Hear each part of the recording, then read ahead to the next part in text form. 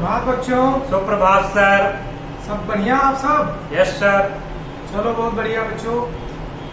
आज दिनांक कितनी है बच्चों? आज दिनांक है यस सर।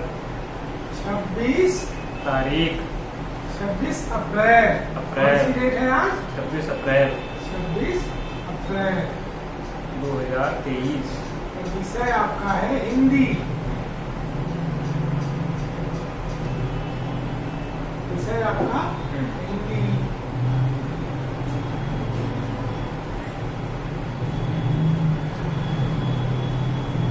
बच्चों यस सर।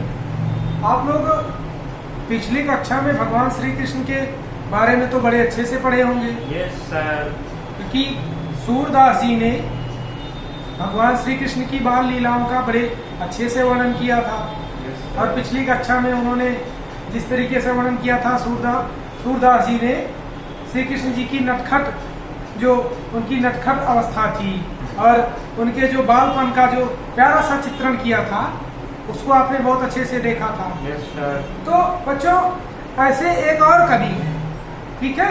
Yes sir. और वो कवि जो है वो श्री कृष्ण की भक्ति में इतने लीन हो गए कि वो मथुरा ही आकर के बस गए। अच्छा। यानी उनका जो भूमि रही निवास स्थली वो ब्रज क्षेत्र ही रह गई और वहां से वो छोड़ करके नहीं जा सके। तो बच्चे आप लोग उनका नाम जानते हो? प्रस्थान। रसखान। बहुत अच्छे। Yes sir. क्या नाम है उनका? प्रस्थान।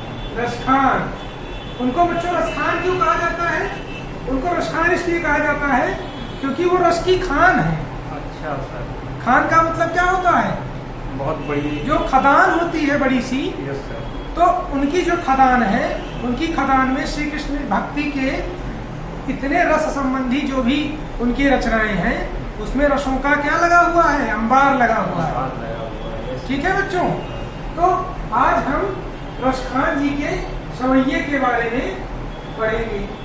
ठीक है बच्चों? Yes sir. आज हम रसखान के सवैये के बारे में। बच्चों रसखान जी जो थे ये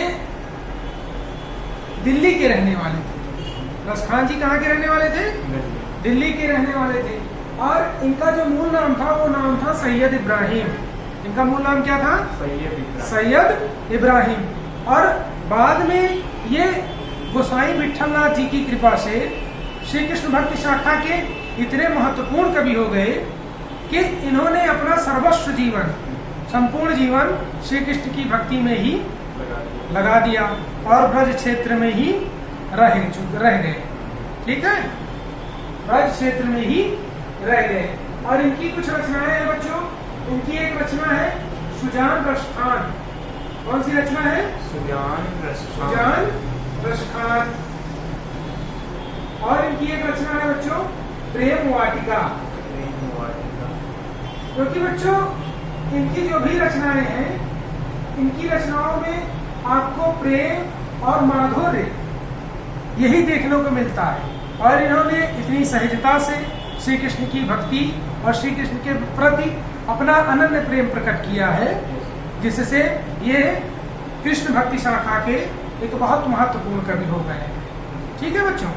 तो आज हम इनका जो सवैया है उसको सवैये को गाएंगे और आप ध्यान से सुनेंगे। ठीक है? तो इनका जो सवैया है वो ये कहते हैं कि मानुष हो तो वही रस खानी। क्या कहते हैं? मानुष हो तो वही रस खानी, बसों ब्रज गोकुल गाँव के गौरन। यानी मानुष, बच्चों क्या कह रहे हैं? मानुष हो तो वही रस खानी। मानुष हो तो वही रस खानी,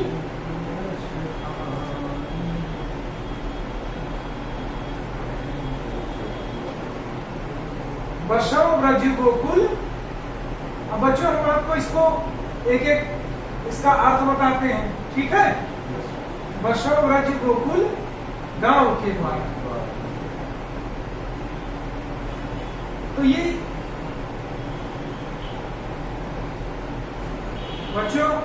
रसखान जी कह रहे हैं कि क्योंकि रसखान जी को श्री कृष्ण जी से और श्री कृष्ण की भूमि से इतना अनन्य प्रेम है कि वे ये कह रहे हैं कि मानुष हो तो, यानी उनको अगर अगला जन्म मिले, अगला जन्म का मतलब है ये तो जन्म उनका हो गया, वो तो उन्होंने अपनी श्री कृष्ण की भक्ति में पूरा व्यतीत कर दिया, तो वे अपने अगले जन्म की बात कर रहे हैं।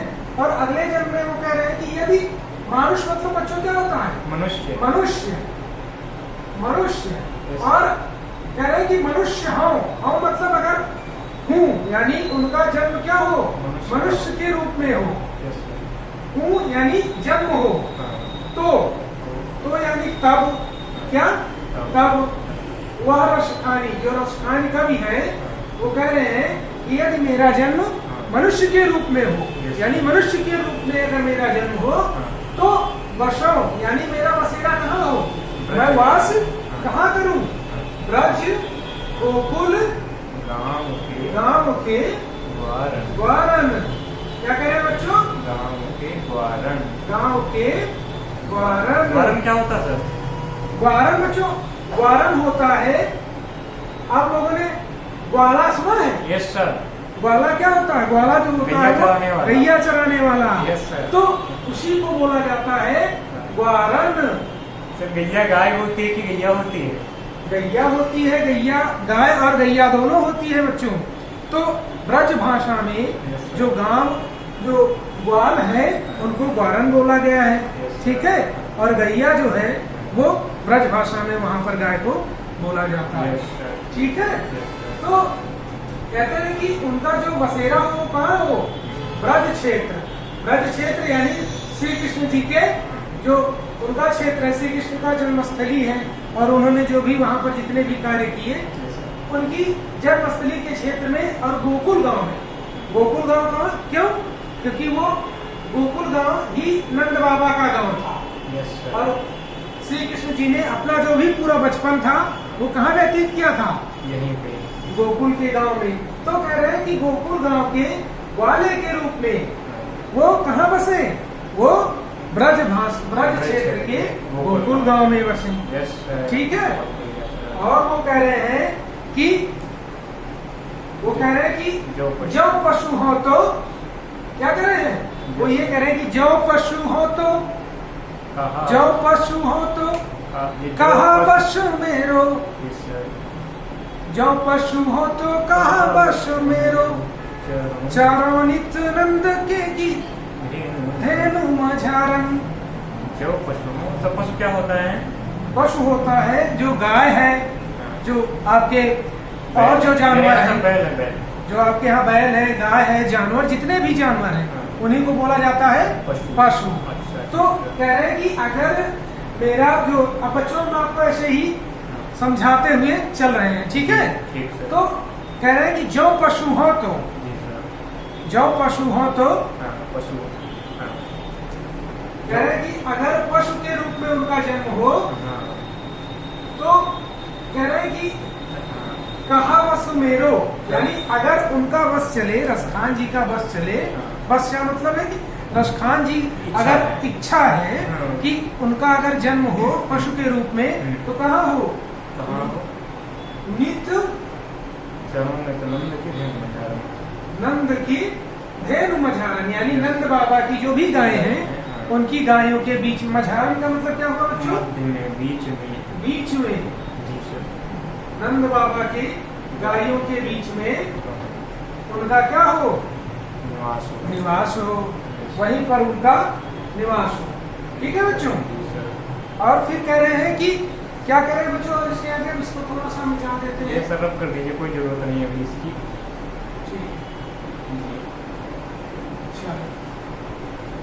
चलिए, आपने खाना खा लिया? बच्चे अभी खाऊंगा, चल रहा हूँ खाना अभी मुझे सर भूख लगा है। चलो फिर खाना खा लेते हैं। नहीं सर, पहले पढ़ा दीजिए तो खाएंगे। अच्छा, चलो ठीक है बच्चों। फिर तो अब रसखान जी कह रहे हैं कि जब पाहन हो तो वही गिरी के हो, जो कियो हरि छत्र पुरंदर, जो कियो हरि छत्र पुरंदर धारण। Yes sir. वो कह रहे हैं कि अगर पाहन का मतलब होता है, पाहन का मतलब क्या होता है बच्चों? हाँ। पाहन का मतलब होता है, वाहन का मतलब होता है सर, क्या होता है, पत्थर। पाहन का मतलब होता है पत्थर। इसी को पर्वत, बोलते हैं। पर्वत सर क्या होता है फिर? पर्वत का मतलब होता है, पर्वत जो होता है वो गिरी होता है। बड़ा होता है। हाँ, इसी को बोलते हैं पत्थर। ठीक है। Yes sir. और गिर क्या होता है? पर्वत। पर्वत। तो कह रहे हैं कि अगर मुझे पत्थर भी बनने का मौका मिले तो कहाँ का पत्थर बनना चाहते कहाँ हैं? का बने? वो उस गिर का यानी उस पर्वत का, हाँ। और उस पर्वत का नाम है गोवर्धन पर्वत। गोवर्धन पर्वत। Yes sir. तो वो उस गोवर्धन पर्वत का पत्थर बनना चाहते हैं, हाँ। जिसको श्री कृष्ण जी ने, श्री कृष्ण यानी जो भगवान हरिछत्र, हरिछत्र। हरिछत्र से मतलब क्या है? भगवान ने छत्र के रूप में इसको उठाया था। हाँ, हरि का मतलब क्या हुआ? श्री श्री कृष्ण जी, और छत्र का मतलब छतरी ना। Yes sir. तो श्री कृष्ण जी ने पुरंदर से मतलब आप क्या समझते हैं? पुरंदर का मतलब है इंद्र, इंद्र जी। भगवान इंद्र। इंद्र। और जब भगवान इंद्र जी ने, जब भगवान इंद्र जी क्रोधित हो गए थे जी सर। तो श्री कृष्ण भगवान अपना जो क्षेत्र था उसको बचाने के लिए उन्होंने क्या किया था? जो गोवर्धन पर्वत है उसको अपनी उंगली पर उठा लिया था और वो छतरी के रूप में उठाया था। तो रसखान जी कह रहे हैं कि अगर मुझे पत्थर बनने का भी अवसर मिले तो मैं वहाँ का पत्थर बनना चाहूंगा। किस पर्वत का? गोवर्धन पर्वत का। और गोवर्धन पर्वत का पत्थर बनना चाहूंगा जिसको भगवान श्री कृष्ण जी ने उंगली पर उठाया था। उंगली पर उठाया था। जो खग। अब इसके बाद अंतिम अंतिम पंक्ति है इनके सवैये की। जी सर। जो खग हो तो, जी सर। जो खग हो तो कहा बशमेर। कहा बशमेरो, जो खग हो तो बसेरो करो। जो खग हो तो बसेरो करो। मिल की कालिंदी कुल कदम्ब की डारन। क्या कहते हैं कि खग। जो खग हो, हाँ। खग का मतलब क्या हुआ बच्चों? क्या हुआ सर? पक्षी। क्या हुआ? पक्षी। तो कह रहे हैं कि अगर हे ईश्वर या हे कृष्ण भगवान या हे ईश्वर, अगर मुझे पक्षी के रूप में जन्म मिले तो मेरा जन्म कहाँ हो? कहाँ हो? बसेरो करो। क्या कहते हैं? बसेरो करो। तो पक्षी सब बसते हैं ना कहीं? हाँ, पक्षी का कहीं बसते हैं। उनका जो हाँ। पक्षी को देखो आप लोग, रहने की जगह। रहने की जगह उनके पेड़ पौधे ना, वहीं पर वो अपना घोंसला बना लेते हैं। हाँ। तो बच्चों कहते हैं कि अगर उनका जन्म पक्षी के रूप में हो हाँ। तो वो चाहते हैं उनका कि बसेरा। उनका जो बसेरा हो वो कालिंदी। नदी के कालिंदी किनारे। क्या है बच्चों? नदी है सर ये। नदी है। बहुत अच्छे। कालिंदी नदी है। जिसको ये सर इसको यमुना यमुना कहा जाता नदी कहा जाता है। कौन सी नदी? यमुना नदी। यमुना नदी। कालिंदी कुल कदम्ब के डारन। कालिंदी कुल कदम्ब के डारन। तो कुल मतलब किनारे, किनारा। यानी यमुना नदी के किनारे जो कदम्ब की डाले हैं। कदम्ब का जो वृक्ष होता है, कदम्ब का वृक्ष आप लोग जानते हो ये सब जानते हैं ना? Yes sir. उसका एक गोल गोल मीठा मीठा फल होता है। पीला पीला फल होता है, उसको खाया जाता है। बहुत मजा आता तो है। उस यमुना नदी के किनारे उसी कदम के वृक्ष पर वो खग के रूप में, खग मतलब पक्षी के रूप में वो जन्म लेना चाहेंगे। उनकी इच्छा है। जी सर। ठीक है। जी सर। तो बच्चों आपको एक भाषा की बात अगर बताई जाए जी सर। तो भाषा की बात में जैसे आपके सामने दो बातें हैं। Yes sir. कौन कौन सी सर? ये जो भाषा है आपको तो बहुत आसान लग रही होगी। जी जी सर। तो ये भाषा जो है वो इतनी सरल है। रसखान जी ने इसकी जो भाषा है वो एकदम सरल ब्रज भाषा है। ठीक है। Yes sir. रसखान जी ने इसको एकदम सरल ब्रज भाषा के रूप में लिखा हुआ है। ठीक। इस सवैये की भाषा क्या है? ब्रज भाषा है। ब्रज भाषा। और जैसे आप लोगों ने पढ़ा, एक लाइन, एक 3 शब्द ऐसे थे जैसे गोकुल गांव के द्वारा। गाँव के द्वारा। Yes sir. तो बच्चों आपको अलंकार पढ़ाया गया है ना? Yes sir. ये इसमें तो सब वो आया बार बार वाला चार चलने के चंचल पेड़। हाँ, गोकुल गांव के द्वारा। अब इसमें बार बार आया है तो बार बार जो आता है क्या बार बार आया है बच्चों इसमें? कनक कनक के लोगों ने सर यमक आएगा क्या? बच्चों इसमें बार बार क्या आया है देखो, गा गा गा। गा गा गा। तो कनक कनक में क्या होता है, इसमें सब पूरे पूरे शब्द आते हैं। पूरे पूरे शब्द आते हैं। इसमें क्या आया है, इसमें एक वर्ड आया है बार वर्ण आया है। तो बच्चों वर्ण वाला जो अगर शब्दों का पुनरावृत्ति होती है तो वहां पर कौन सा अलंकार आपको बताया गया, अनुप्रास। अनुप्रास अलंकार। इसी तरीके से आप कोई और बता सकते हो इस उसमें सवैये में। सर अनुप्रास के और अभी मैंने आपको बताया था एक अनुप्रास अलंकार के लिए क्या बताया था, कालिंदी फूल कदम्ब की डालेश्वर। क्या बताया था, कालिंदी फूल फूल कदम्ब की डालन डाल। कदम्ब के। अच्छा बच्चों बताओ इसमें कौन सा वो आया हुआ है, वर्ड बार बार आया हुआ का है, का का। बहुत अच्छे, ये का, ये और ये। तो बच्चों इसमें भी क्या हुआ, का वर्ण की पुनरावृत्ति हुई सर इसका। पुनरावृत्ति हुई, हाँ, इसका मतलब इसलिए यहाँ पर अनुप्रास। क्या होगा, अनुप्रास। अनुप्रास अलंकार होगा। Yes, ठीक sir. है बच्चों। Yes, sir. तो अच्छा ये जो सवैया है इसमें रष्ठान जी किसके प्रति अपना प्रेम व्यक्त कर रहे हैं, श्री कृष्ण जी की भूमि के प्रति। श्री कृष्ण जी की भूमि के प्रति। बहुत अच्छे बच्चे, Yes, sir. सारे बच्चे समझ गए। सर मोहन नहीं समझ पाया। मोहन नहीं समझ पाया, सो रहा है। चलो मोहन सोएगा नहीं, मोहन जग रहा है, उसको तो सब पता है, उसने तो अभी अलंकार भी बताया है। अच्छा सर, हाँ आता तो सर इसको कुछ नहीं है।